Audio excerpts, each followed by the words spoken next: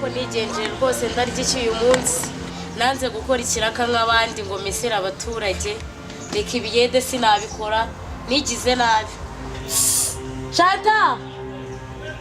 waje ngakubwira ra mumeze mutera meze neza ariko ko tutari duherukanye muri iyi minsi uri hera ndi kubona unasa neza nakazi ufite akazi wowe yewe njye byaranyobeye se ntago wandangira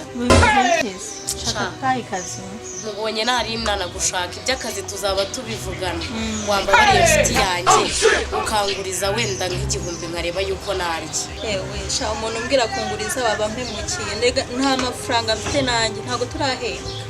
nukuri oya mbabarira no kuri kwimana inshuti yanjye gusa utangurije kuko ninde waye mu ngoboka sha ubuse mfite bibiri byonyine bigutijije ejo ko nyakeneye wazaba wayabonye nta kibazo rwose we yame ungaye gutinda kanyagutize Valentine utanyishyura oya rwose yame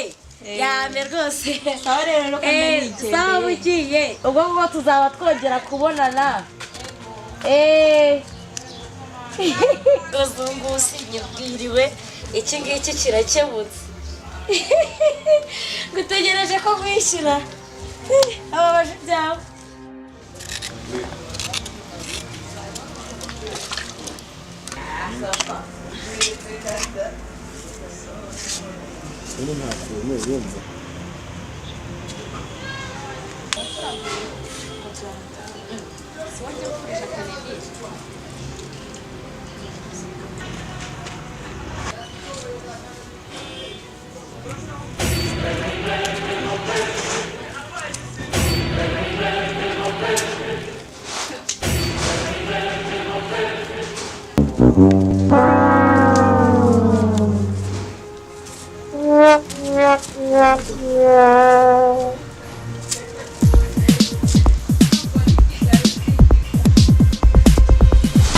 If you smell what the rock is cooking.